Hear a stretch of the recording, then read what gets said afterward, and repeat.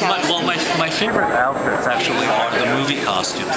Despite the fact that the Costume Institute is really about high fashion, it's the movie costumes that just suggest a different way of approaching design of clothing, because they emphasize very particular characteristics of an individual's narrative, backstory.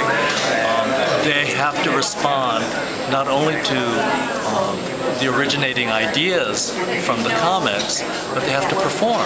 They have to be able to move, they have to be able to create very hyperkinetic effects. And so when you study them, for me it merges two things. It merges the aesthetics, which the show is about, together with the performance thing, which we had dropped away. So I love those costumes. Everything from Superman, which appears to be a seamless costume, Spider-Man, which has an underscored iconography with the web structure that's superimposed over the body that doesn't exist in the original Spider-Man. And my favorite, which is the Dark Knight, the current Christian Bale character, because it looks like armor, but it's completely flexible. No, Iron Man, because he's radiating all that electricity, is also sort of exciting. And all of the representations of Hercules, which was his inspiration, or the huntress, Diana, who led directly to Wonder Woman. And we have here Perseus holding the head of Medusa, the great Greek mythical creature, and that in itself gives me a chance to say that in addition to the myth itself of Anna Wintour, who has not only for 10 years co-chaired this event, but also through Condé Nast contributed substantially to it.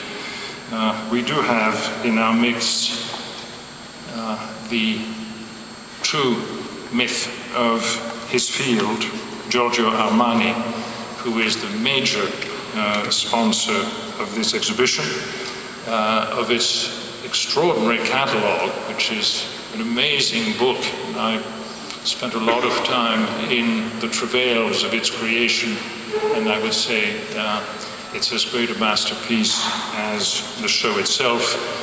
And superheroes about 5 years ago, but at the time we questioned its relevance to fashion. The prevailing aesthetic was a soft, rather vulnerable femininity, the opposite of the tough, hard-edged glamour reflected in the exhibition. Over the past couple of years, fashion has seen the return of a more aggressive femininity, one that harks back to the overtly sexualized fashions of the 1980s. Then, as now, the concept of the superhero is reflected in fashions that are both anti-nostalgic and unsentimental. These fashions celebrate a dizzying, kaleidoscopic phantasmagoria. Fantasy rather than reality is the governing motivation of the designers in the exhibition. We decided to focus our attention on the symbolic and metaphorical associations between fashion and superheroes. On the surface, fashion and superheroes may seem like strange bedfellows, but they share surprising similarities.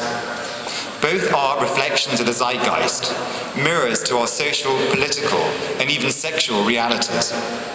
At the core of both, however, are issues related to the body, identity, and transformation. Fashion and superheroes not only allow you to escape into your fantasies, but actually to act out your fantasies, to transform yourself into anyone and anything. Both are transcendent and magnanimous, and it's this duality that's explored in the exhibition.